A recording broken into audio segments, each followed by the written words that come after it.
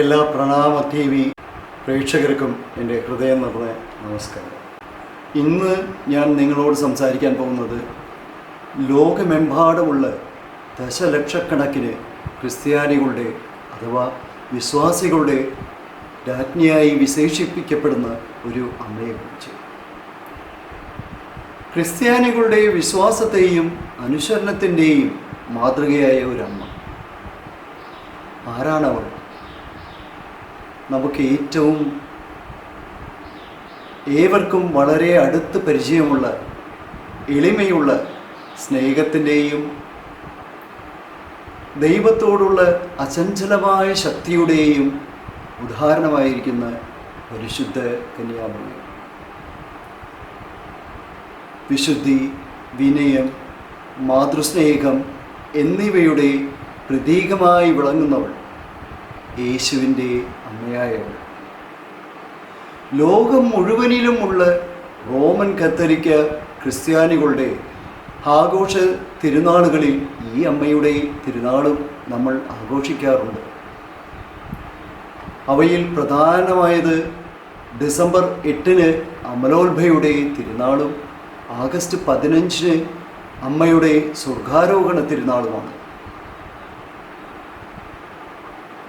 വൈവിധ്യമാർന്ന സംസ്കാരങ്ങളിലും ക്രിസ്ത്യൻ വിഭാഗങ്ങളിലും അമ്മ മറിയം ബഹുമാനിക്കപ്പെടുന്നു.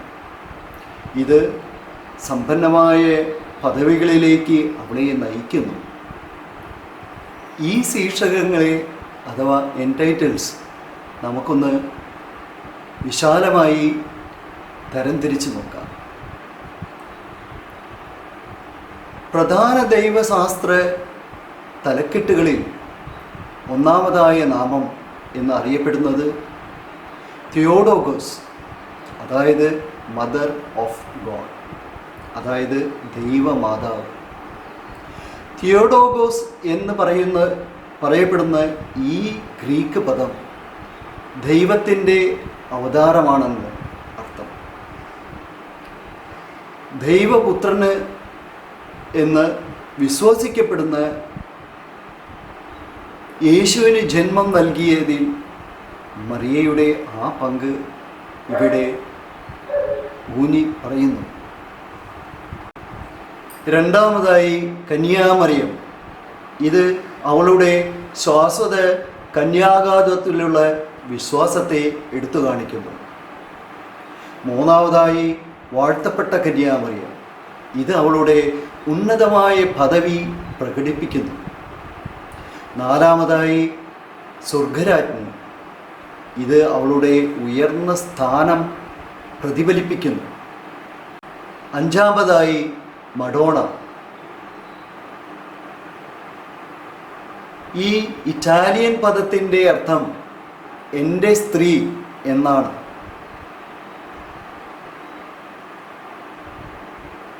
ഇനി വിവിധ സ്ഥലങ്ങളിൽ ഒട്ടേറെ വ്യത്യസ്ത പേരുകളിൽ ഈ ലോകത്തിൽ അവൾ അറിയപ്പെടുന്നു. അവയിൽ മുഖ്യമായവയെ ഒന്ന് നോക്കാം.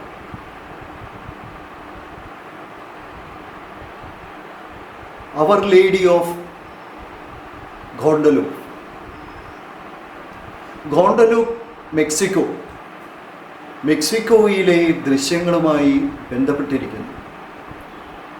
ലൂർദ് മാതാവ് ഫ്രാൻസിലെ ദൃശ്യങ്ങളുമായി ബന്ധപ്പെട്ടിരിക്കുന്നു. ഫാത്തിമാതാവ്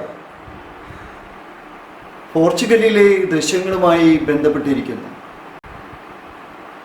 വേളാങ്കണ്ണി മാതാവ് ഇന്ത്യയിലെ പ്രത്യക്ഷകരണങ്ങളുമായി ബന്ധപ്പെട്ടിരിക്കുന്നു. ഇനി അമ്മയുടെ മറ്റു വിവരണാത്മക ശീർഷണങ്ങൾ, എൻടൈറ്റിൽസ് ഒന്ന് നോക്കാം. പ്രതീകാത്മകമായ തലക്കെട്ടുകൾ അവൾക്ക് ഉണ്ട്. കടലിൻ്റെ നക്ഷത്രം, കരുണയുടെ അമ്മ എന്നൊക്കെ. ഇതൊക്കെ അവൾ ഒരു മാധ്യസ്ഥ എന്ന നിലയിൽ അവളുടെ പങ്ക് എപ്പോഴും എടുത്തു കാണിക്കുന്നു. ഈ വൈവിധ്യമാർന്ന ശീർഷകങ്ങൾ, എൻടൈറ്റിൽസ് മരിയൻ ഭക്തിയുടെ സമ്പന്നമായ ചരിത്രത്തെയും ലോകമെമ്പാടുമുള്ള ക്രിസ്ത്യാനികൾ അമ്മയെ ആദരിക്കുന്ന വിവിധ രീതികളെയും പ്രഖ്യാപിക്കുന്നുവെന്ന് മനസ്സിലാക്കേണ്ടത് പ്രധാനമാണ്. ഈ വൈവിധ്യമാർന്ന ശീർഷകങ്ങൾ എൻടൈറ്റിൽസ് മരിയൻ ഭക്തിയുടെ സമ്പന്നമായ ചരിത്രത്തെയും ലോകമെമ്പാടുമുള്ള ക്രിസ്ത്യാനികൾ അമ്മയെ ആരാധിക്കുന്ന വിവിധ രീതികളെയും പ്രതിഫലിക്കുന്നുവെന്ന് മനസ്സിലാക്കേണ്ടത് പ്രധാനമാണ്. ഇനി ഈശോയുടെ അമ്മ എന്ന പേര് നാമമുള്ള ഈ അമ്മയുടെ കഴിവുകൾ എന്തൊക്കെയാണ് എന്ന് നമുക്കൊന്ന് പരിശോധിച്ച് നോക്കാം. നമ്മളിൽ എത്ര പേർക്ക് നമ്മുടെ കുട്ടികളെ കുറിച്ചുള്ള അറിവും ധാരണയുമുണ്ട്? കുട്ടികൾ പഠിച്ചു വലുതായി നീ അങ്ങനെയാകണം, ഇങ്ങനെയാകണം. ഇനി ഈശോയുടെ അമ്മ എന്ന പേര് നാമമുള്ള ഈ അമ്മയുടെ കഴിവുകൾ എന്തൊക്കെയാണ് എന്ന് നമുക്കൊന്ന് പരിശോധിച്ച് നോക്കാം. നമ്മളിൽ എത്ര പേർക്ക് നമ്മുടെ കുട്ടികളെ കുറിച്ചുള്ള അറിവും ധാരണയുമുണ്ട്? കുട്ടികൾ പഠിച്ചു വലുതായി നീ അങ്ങനെയാകണം, ഇങ്ങനെയാകണം. കുട്ടികൾ എങ്ങനെയാകണമെന്ന് അമ്മയുടെ ഈ സ്വപ്നങ്ങളെ നാം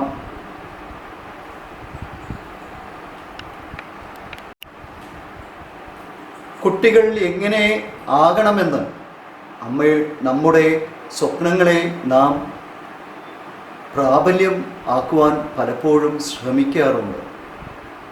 പക്ഷേ നമ്മുടെ കുട്ടികളുടെ കഴിവുകൾ എന്തൊക്കെയാണെന്ന് നാം ഒരിക്കലും നോക്കാറില്ല. ഈശോയുടെ അമ്മ അങ്ങനെ ആയിരുന്നില്ല. ദൈവത്തിൻ്റെ കുഞ്ഞാണ് എന്നുള്ള ഉറപ്പ് ആ അമ്മയ്ക്ക് എപ്പോഴും ഉണ്ടായിരുന്നു.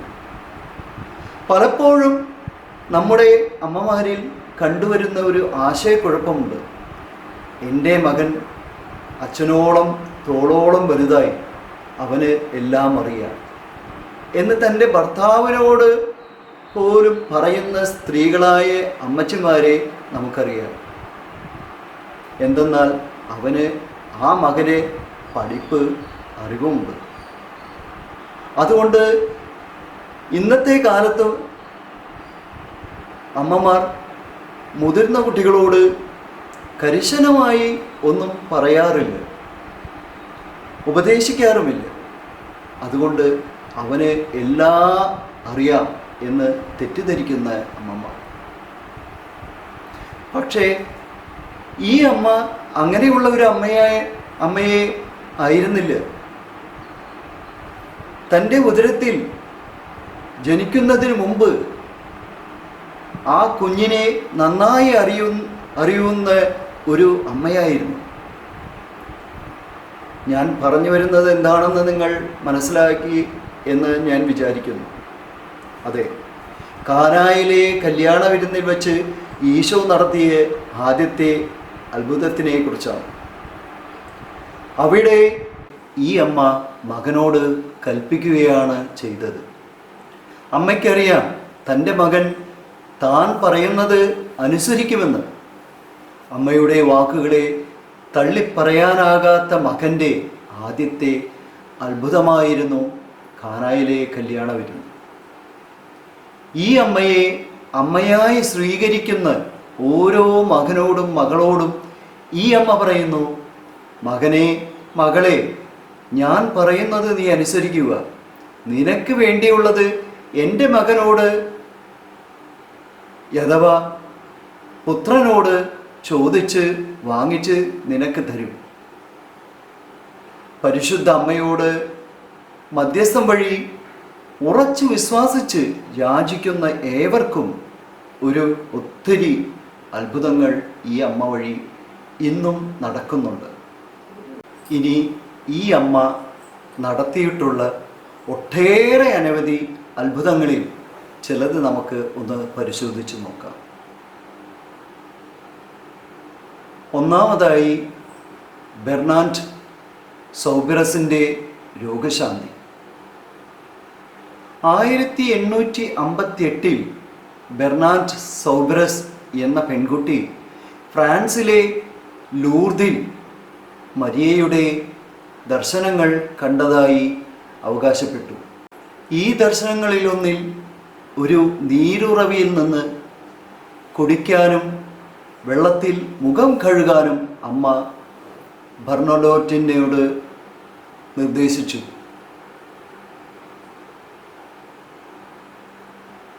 ബെർണാഡറ്റ് ഈ നിർദ്ദേശങ്ങൾ പാലിക്കുകയും അവളുടെ ദീർഘകാല രോഗത്തിൽ നിന്ന് പെട്ടെന്ന് സുഖം പ്രാപിക്കുകയും ചെയ്യും.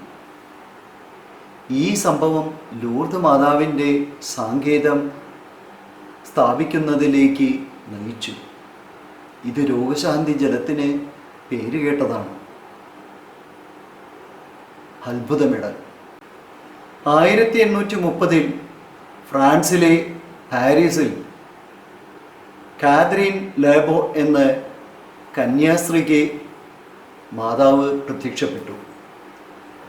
ഒരു വശത്ത് അമ്മ മറിയത്തിൻ്റെ ചിത്രവും മറുവശത്ത് ഓ മറിയമേ, പാപം ചെയ്യാതെ ഗർഭം ധരിച്ചവളെ, നിന്നെ ആശ്രയിക്കുന്ന ഞങ്ങൾക്ക് വേണ്ടി പ്രാർത്ഥിക്കണമേ എന്നെഴുതിയ ഒരു മെഡൽ നിർമ്മിക്കാൻ നിർദ്ദേശിച്ചു. മിറാക്കുലസ് മെഡൽ എന്നറിയപ്പെടുന്ന ഈ മെഡൽ മറിയത്തിൻ്റെ മാധ്യസ്ഥതയുടെ ഒരു ജനപ്രിയ പ്രതീകമായി മാറി. കൂടാതെ നിരവധി അത്ഭുതങ്ങളും പരിവർത്തനങ്ങളും വരുത്തിയതായി വിശ്വസിക്കപ്പെടുന്നു. അടുത്തതായി ഗൗഡലൂപ്പിലെ അത്ഭുത ദൃശ്യങ്ങൾ. 1531 മെക്സിക്കോ സിറ്റിക്കടുത്തുള്ള ടെബിയാക് കുന്നിൽ ജുവാൻ ഡീഗോ എന്ന മെക്സിക്കൻ കർഷകന് മാതാവ് പ്രത്യക്ഷപ്പെട്ടു. ആ സ്ഥലത്ത് അവളുടെ ബഹുമാനാർത്ഥം ഒരു പള്ളി പണിയാൻ അവനോട് നിർദ്ദേശിച്ചു. തൻ്റെ സന്ദേശത്തിൻ്റെ ആധികാരത തെളിയിക്കുവാൻ കള്ളിച്ചെടി നാരുകൾ കൊണ്ട് നിർമ്മിച്ച ജുവാൻ ഡീഗോയുടെ മേലങ്കിയിൽ മാതാവ് തൻ്റെ ചിത്രം മുദ്രണം ചെയ്തു. ഗ്വാഡലൂപ്പിലെ മാതാവ് എന്നറിയപ്പെടുന്ന ഈ ചിത്രത്തിന് അത്ഭുതകരമായ ശക്തിയുണ്ടെന്ന് വിശ്വസിക്കപ്പെടുന്നു. മെക്സിക്കോയിലും ലോകമെമ്പാടുമുള്ള ദശലക്ഷക്കണക്കിന് കത്തോലിക്കർ ഇത് ആരാധിക്കുന്നു. ഫാത്തിമ മാതാവിൻ്റെ പ്രത്യക്ഷങ്ങൾ.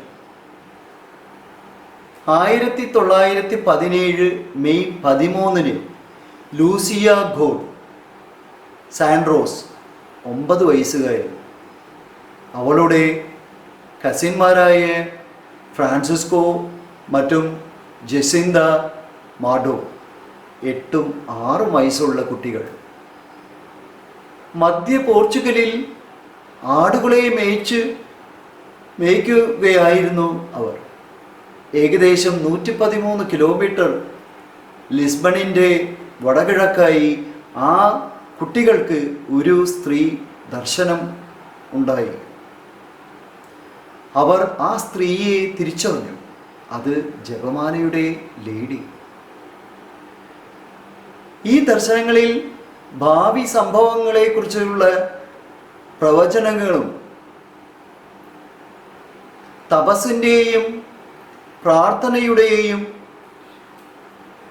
ആവശ്യകതയെക്കുറിച്ചുള്ള മുന്നറിയിപ്പുകൾ ഉൾപ്പെടെയുള്ള സന്ദേശങ്ങൾ ജപമാലയുടെ അമ്മ കുട്ടികൾക്ക് കൈമാറിയതായി പറയപ്പെടുന്നു. അത് ഓരോ വർഷവും ദശലക്ഷക്കണക്കിന് തീർത്ഥാടകരെ ഈ സ്ഥലത്തേക്ക് ആകർഷിക്കുന്നു. ഫാത്തിമ ദർശനങ്ങൾ കത്തോലിക്ക സഭയിലെ ഏറ്റവും പ്രസിദ്ധമായ മരിയൻ ദർശനങ്ങളിലൊന്നായി കരുതപ്പെടുന്നു. ഇനി ഈ അമ്മ വഴി നമ്മുടെ ഇന്ത്യ ഭൂഖണ്ഡത്തിൽ നടന്നിട്ടുള്ള ചില അത്ഭുതങ്ങളെക്കുറിച്ച് നമുക്കൊന്ന് പരിശോധിക്കാം. വേളാങ്കണ്ണി. തമിഴ്നാട്ടിലെ വേളാങ്കണ്ണിയിലുള്ള അവർ ലേഡി ഓഫ് ഗുഡ് ഹെൽത്തിൻ്റെ ദേവാലയം അമ്മയുടെ മാധ്യസ്ഥം മൂലം നിരവധി അത്ഭുതങ്ങൾക്ക് പേരുകേട്ടതാണ്. നമുക്കെല്ലാവർക്കും അറിയാം, ഈ ദേവാലയവുമായി ബന്ധപ്പെട്ട ഏറ്റവും പ്രസിദ്ധമായ അത്ഭുതം വികലാംഗനായ ഒരു ആൺകുട്ടിയുടെ രോഗശാന്തിയാണ് ആ ദേവാലയം സ്ഥാപിക്കുന്നതിലേക്ക് നയിച്ചത്. ഇന്ത്യയിൽ ഏറ്റവും അധികം ആളുകൾ സന്ദർശിക്കുന്ന മരിയൻ ദേവാലയങ്ങളിലൊന്നായ ഇത് അത്ഭുതങ്ങളുടെയും രോഗശാന്തിയുടെയും സ്ഥലമാണെന്ന് വിശ്വസിക്കപ്പെടുന്നു. എല്ലാ വർഷവും ദശലക്ഷക്കണക്കിന് തീർത്ഥാടകരെ ഈ പള്ളി ആകർഷിക്കുന്നു. പ്രത്യേകിച്ച് സെപ്റ്റംബറിലെ അവർ ലേഡി ഓഫ് ഗുഡ് ഹെൽത്തിൻ്റെ വാർഷിക പെരുന്നാളിൽ അത്ഭുത ശക്തിയുണ്ടെന്ന് വിശ്വസിക്കപ്പെടുന്ന വേളാങ്കണ്ണിയിലെ മാതാവിന് സമർപ്പിക്കപ്പെട്ടതാണ് ഈ ദേവാലയം. ഈ പുണ്യസ്ഥലത്ത് അനുഗ്രഹം തേടാനും മാതാവിനോട് പ്രാർത്ഥനകൾ അർപ്പിക്കാനും ഇന്ത്യയുടെ നാനാഭാഗത്തിൽ നിന്നും പുറത്തു നിന്നും തീർത്ഥാടകർ വരുന്നു. അടുത്തതായി അവർ ലേഡി ഓഫ് ലൂർദ് ദേവാലയം. മഹാരാഷ്ട്രയിലെ കൂറ്റൂരിലുള്ള അവർ ലേഡി ഓഫ് ലൂർദ് ദേവാലയം രോഗങ്ങളും വൈകല്യങ്ങളും സുഖപ്പെടുന്നത് പോലുള്ള അത്ഭുതങ്ങൾക്ക് ഭക്തർ സാക്ഷ്യം വഹിക്കുന്ന ഒരു പ്രശസ്തമായ തീർത്ഥാടന കേന്ദ്രം. പല തീർത്ഥാടകരും വിശ്വസിക്കുന്നത് മദർ മേരി അവർക്ക് ദർശനങ്ങളിലും സ്വപ്നങ്ങളിലും പ്രത്യക്ഷപ്പെട്ടു എന്നും അവരുടെ പ്രാർത്ഥനകൾ ഏൽക്കപ്പെട്ടു എന്നും പറയുന്നത്. അടുത്തതായി അവർ ലേഡി ഓഫ് സ്നോസ് ദേവാലയം. തമിഴിൽ പനിമയ മാതാ ദേവാലയം എന്ന് അറിയപ്പെടുന്ന ഈ ദേവാലയം തമിഴ്നാട്ടിലെ തൂത്തുക്കുടിയിലുള്ള അവർ ലേഡി ഓഫ് സ്നോസ് ദേവാലയമാകുന്നു. ഈ ദേവാലയത്തിന് അസുഖങ്ങൾ സുഖപ്പെടുത്താനും ആഗ്രഹങ്ങൾ സാധിക്കുന്നതിനും അത്ഭുതകരമായ ശക്തിയുണ്ടെന്ന് വിശ്വസിക്കപ്പെടുന്നു. പ്രതിസന്ധികളിലും നിരാശകളിലും മാതാവിൻ്റെ മാധ്യസ്ഥം തേടാൻ നിരവധി ഭക്തർ ഈ ദേവാലയത്തിലേക്ക് ഒഴുകിയെത്തുന്നു. അടുത്ത് അവർ ലേഡി ഓഫ് മൗണ്ട് മേരി. മഹാരാഷ്ട്രയിലെ മുംബൈയിലെ മൗണ്ട് മേരിയുടെ തിരുനാൾ വളരെ തീക്ഷ്ണതയോടെ ആഘോഷിക്കപ്പെടുന്നു. കാരണം അനുഗ്രഹങ്ങൾ തേടാനും അത്ഭുതങ്ങൾക്ക് സാക്ഷ്യം വഹിക്കാനും വിശ്വാസികൾ അവർ ലേഡി ഓഫ് മൗണ്ട് ബസിലിക്കയിലേക്ക് ഒഴുകുന്നു. ഇവിടെ മാതാവിൻ്റെ അത്ഭുതകരമായ രോഗശാന്തികളും ഇടപെടലുകളും ഈ ദേവാലയത്തിൽ സംഭവിച്ചതായി നിരവധി വിശ്വാസികൾ അവകാശപ്പെടുന്നു. ഇനി നമ്മുടെ വല്ലാർപാട മാതാവ്. ഇനി നമ്മുടെ കേരളത്തിലെ കൊച്ചിയിലുള്ള വല്ലാർപാട മാതാവിൻ്റെ ദേവാലയം അത്ഭുതങ്ങൾക്കും അമാനുഷിക സംഭവങ്ങൾക്കും പേരുകേട്ടതാണ്.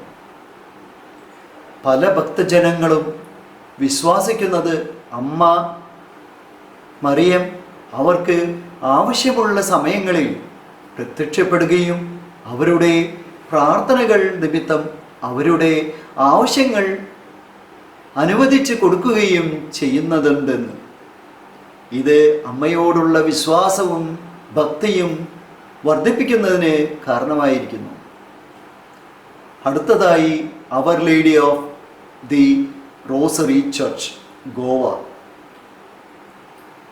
17-ാം നൂറ്റാണ്ടിൽ രോഗബാധിതനായ ഒരു കുട്ടിയുടെ അത്ഭുതകരമായ സൗഖ്യത്തിന് പേരുകേട്ടതാണ് ഗോവയിലെ our lady of the rosary church. കുട്ടിയുടെ രോഗശാന്തിക്കായി മാതാവ് അമ്മ മറിയത്തിനോട് തീക്ഷണമായി പ്രാർത്ഥിച്ചു. അവരുടെ പ്രാർത്ഥനകൾക്ക് ഉത്തരം ലഭിച്ചു. കുട്ടിക്ക് പൂർണ്ണ സൗഖ്യം ലഭിക്കുകയും ചെയ്തു. പിന്നീട് നന്ദിയോടെ പള്ളിയുടെ നിർമ്മാണത്തിലേക്ക് അവരെ നയിച്ചു. Our lady of Bandel. പശ്ചിമ ബംഗാളിലെ ഭാന്തലയിലുള്ള Our lady of the Rosary basilica ഇന്ത്യയിലെ മറ്റൊരു പ്രധാന മരിയൻ ദേവാലയമാണ്. അമ്മ മറിയത്തിൻ്റെ അത്ഭുത ശക്തികളിൽ വിശ്വസിക്കുന്ന നിരവധി ആളുകൾ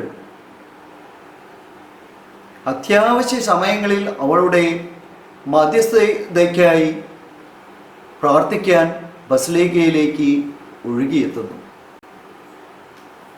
ഇത്രയും നേരം നാം കേട്ടത് ലോകം മുഴുവനിലും ഭാരതത്തിലും മാതാവിൻ്റെ അത്ഭുതങ്ങളുടെ ഏതാനും ഉദാഹരണങ്ങൾ മാത്രമാണ്.